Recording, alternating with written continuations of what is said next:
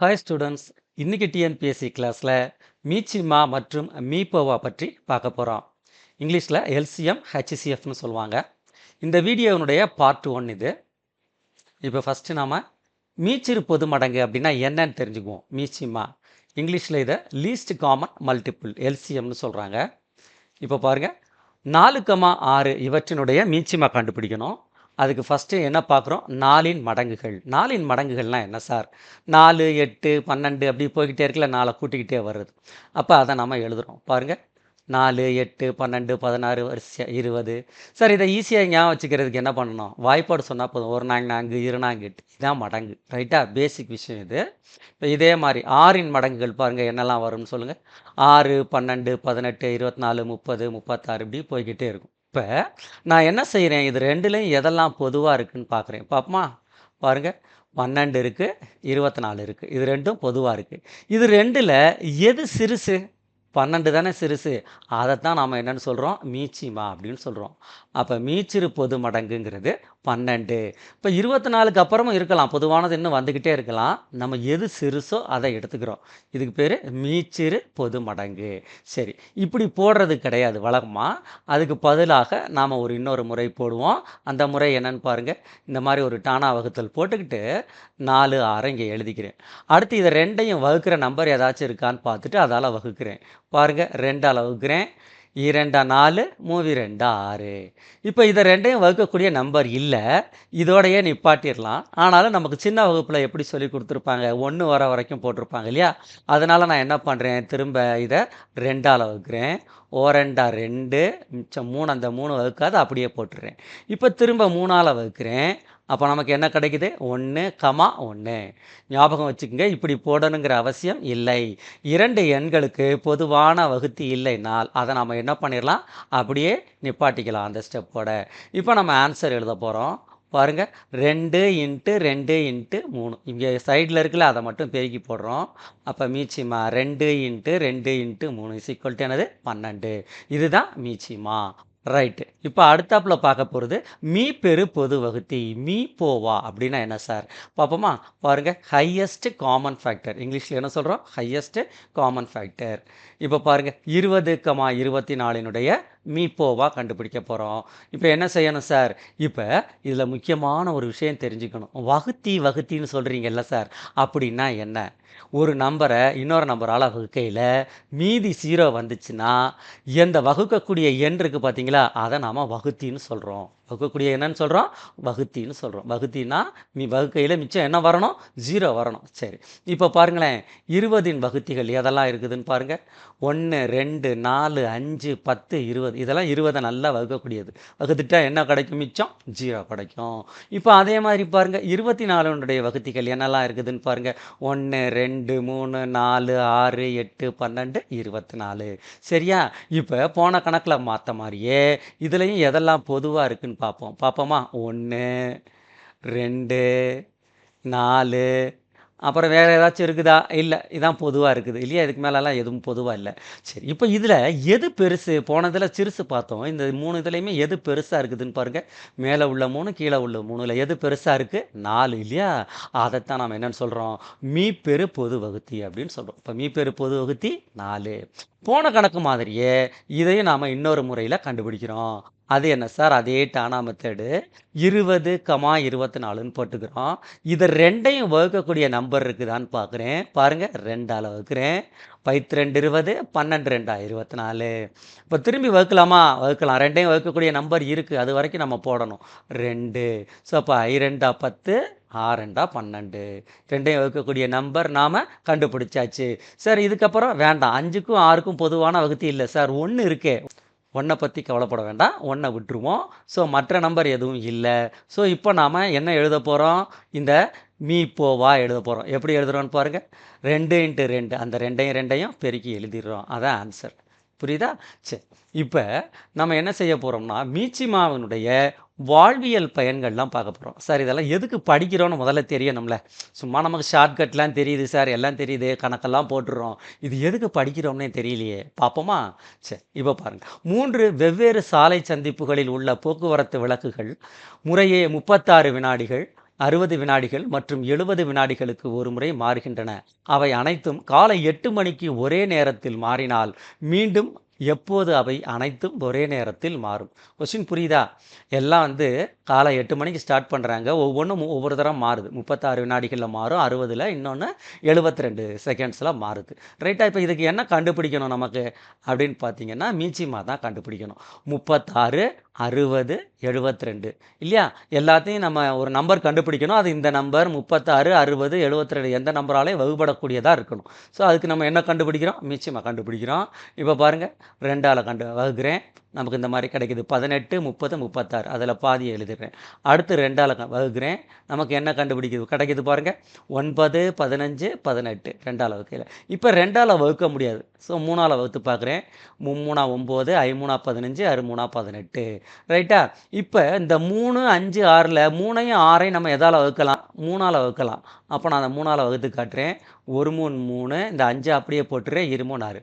இப்போ ஏதாச்சும் 2 நம்பர் இருக்குது பாருங்கள். இந்த எதுலையாவது 2 நம்பர் 1 5, 1 2, 5 2 பொதுவான வகுத்தி இல்லை. ஸோ இந்த ஸ்டெப்போடு நான் நிப்பாட்டிக்கிறேன். கடைசியாக 1 1 வர வரைக்கும் போடலை. இப்போ நமக்கு ஆன்சர் எழுத போகிறோம். மிச்சிமா பாருங்கள், 2 × 2, அடுத்து இங்கே 3 × 3, இந்த 1 × 5 × 2 எல்லாத்தையும் பெருக்கணும்னா விட என்ன கிடைக்குது? 360 கிடைக்குது. 360ங்கிறது என்னது? வினாடிகள் இல்லையா? இப்போ நம்ம எழுதிக்கிறோம். அவை அனைத்தும் ஒரே நேரத்தில் மாற எடுத்துக்கொள்ளும் வினாடிகள் 360 வினாடிகள். 360 வினாடிகள்ங்கிறது எத்தனை நிமிஷம்? 60ஆல் வகுத்துற போகிறோம். அப்போ எத்தனை நிமிஷம்? 6 நிமிஷம். இப்போ நமக்கு ஆன்சர் கிடச்சிருச்சு. ஆன்சர் எழுத போகிறோம். ஆன்சர் என்னது பாருங்கள், 8 6 AM. அப்படின்னா சார் 8 மணிக்கு இது பண்ணியிருக்காங்க, ஸ்டார்ட் பண்ணியிருக்காங்க. 6 நிமிஷம் கழிச்சுன்னா 8 6க்கு திரும்ப என்ன ஆகும்? எல்லாம் ஒரே டைமில் ஸ்டார்ட் ஆகிற மாதிரி இருக்கும். சரி, இப்போ ஷார்ட்கட்டுன்னு சொன்னீங்களே சார், அது என்ன சார் ஷார்ட்கட்டு? சரி, இப்போ இந்த 3 நம்பரை கவனிங்க. 36, 60, 72 3க்கும் மீச்சிமா எல்சிஎம் பார்க்கணும்னு சொன்னேன்ல. இதில் ஏதாச்சும் ஒரு நம்பர் இன்னொரு நம்பரினுடைய மடங்காக இருக்கான்னு பாருங்கள். இப்போ 36 அப்படின்னு இருக்குது, 72 இருக்குது. 72 எதனுடைய மடங்காக இருக்குது?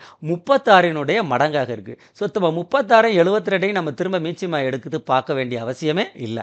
60க்கும் 72க்கும் பார்த்தாலே போதும். சரியா? இப்போ நான் அதான் பண்ண போகிறேன். 60க்கும் 72க்கும் பார்ப்போம். ஆன்சர் வருதான்னு பார்ப்போமா? பாருங்கள், 2ஆல் வகுக்கிறேன். 30 36, 2ஆல் வகுக்கிறேன். 15 18, 3ஆல் வகுக்கிறேன். 5 15, 6 18. அதோட நான் நிப்பாட்டிக்கிறேன். ஏன்னா இதுக்கு 2க்கு பொதுவான வகுத்தி இல்லை. இப்போ நான் மீச்சியமாக எழுதுகிறேன். பாருங்கள், 2 × 2 × 3 × 5 × 6 விட என்ன கிடச்சிருது? அதே 360 கிடச்சிருது. ஸோ இது ஷார்ட்கட்டு. இப்போ அந்த 3 நம்பர் கொடுத்துருக்கையில் கவனமாக பார்க்கணும். ஏதாச்சும் ஒரு நம்பர் மற்றொன்றினுடைய மடங்காக இருக்கா அப்படிங்கிறத நம்ம பார்க்கணும். ரைட்டா? இப்போ மீச்சிமாவினுடைய வாழ்வியல் பயன்கள் பார்த்தோம். அடுத்தாப்புல மீப்போவாவினுடைய வாழ்வியல் பயன்கள் பார்க்க போகிறோம். பார்ப்போமா? உங்களிடம் 42 ஆப்பிள்களும் 56 ஆரஞ்சு பழங்களும் உள்ளன. நீங்கள் இந்த 2 பழங்களையும் சமமான அளவில் மிக அதிகபட்சமாக எத்தனை பேருக்கு பிரிக்க முடியும்? ஒவ்வொருவரும் பெறும் ஆப்பிள் மற்றும் ஆரஞ்சு பழங்கள் எத்தனை? இதான் கேள்வி. ரைட்டா? இப்போ நம்ம என்ன கொஸ்டின் புரியுதான்னு பாருங்கள். 42 ஆப்பிள் இருக்குது, 56 இருக்குது. இதை ஒரு கவரில் போட்டு கொடுக்க போகிறோம். எல்லாருக்கும் சமமாக இருக்கணும். எதுவும் பழம் மிஞ்சிடக்கூடாது. எல்லாருக்கும் ஒரே மாதிரியாக கிடைக்கணும். இவருக்கு 4 ஆப்பிள்னா இன்னொருத்தருக்கும் 4 ஆப்பிள், இவருக்கு 5 ஆரஞ்சுன்னா அவருக்கு இன்னும் 5 ஆரஞ்சு, அப்படி கரெக்டாக இருக்கணும். சரி, அதுக்கு என்ன செய்யணும்? அதுக்கு தான் நம்ம என்ன பார்க்கணும்னா, நம்ம கண்டுபிடிக்கக்கூடிய நம்பர் வந்து இந்த 42 56 வகுக்கக்கூடியதாக இருக்கணும். அதே மாதிரி அது மீப்பெருவாக இருக்கணும், பெரிய நம்பராக இருக்கணும். சரி, அப்போ நம்ம என்ன கண்டுபிடிக்கணும்? மீப்போவாக கண்டுபிடிக்கணும். இப்போ தீர்வு என்ன எழுதுகிறோம் பாருங்கள். 42 56 போட்டுக்கிட்டு நான் மீப்போவாக கண்டுபிடிக்கிறேன். 21, 28. அடுத்து 21 28 3ஆல் வகுக்காது. எல்லோரும் நிறைய பேர் 3ன்னு போட்டுருவோம். 3 வகுக்காது. என்ன வகுக்க போகுது? 7. ஸோ 3 7 21, 4 7 28 முடிஞ்சு போச்சு. இதுக்கு மேலே வகுக்காது. இப்போ நம்ம என்ன செய்யணும்? அந்த சைடில் உள்ளதை மட்டும்தான் எழுத போகிறோம். அப்போ மீப்போவா 2 × 7 எவ்வளவு? 14. ரைட்டா? அப்போ என்ன ஆன்சர் அப்படின்னு கேட்டிங்கன்னா, எனவே பழங்களை அதிகபட்சமாக 14 நபர்களுக்கு சமமாக பிரிக்கலாம். எத்தனை பேருக்கு சமமாக பிரிக்கலாம்? 14 நபர்களுக்கு. இப்போ இதோட முடியல, கொஸ்டின் இருக்குது. ஒவ்வொருவரும் பெறும் ஆப்பிள் எவ்வளவு, ஆரஞ்சு எவ்வளவு ஒவ்வொருத்தருக்கும் கேட்டிருக்காங்க. அதுக்கு ஆன்சர் பார்க்க போகிறோம். பாருங்க, ஒவ்வொருவரும் பெறும் ஆப்பிள் பழங்கள். அப்போ என்ன செய்யணும்? ஆப்பிள் மொத்தம் எத்தனை இருக்குது? 42. அதை 14ஆல் வகுத்துற போகிறேன். இந்த கண்டுபிடிச்ச விடையால் வகுத்துற போகிறேன். வகுத்தா நமக்கு என்ன கிடைக்குது? 3. ஒவ்வொருத்தருக்கும் 3 ஆப்பிள் கிடைக்கும். சரி, அப்போ அதே மாதிரி ஒவ்வொருவரும் பெறும் ஆரஞ்சு பழங்கள். பாருங்கள், 56 இல்லையா? 56 ஆரஞ்சு பழம். அதை 14ஆல் வகுக்கிறேன். 4. ஸோ ஒவ்வொருத்தருக்கும் 3 பழம், 3 ஆப்பிள் கிடைக்கும், 4 ஆரஞ்சு பழங்கள் கிடைக்கும். மொத்தம் 7 பழம். ரைட்டா? இதான் ஆன்சர். புரியுதா? இப்போ நம்ம அடுத்து பார்க்க போகிறது ஷார்ட்கட். அதாவது எங்கே பயன்படுது ஷார்ட்கட் அப்படின்ட்டு.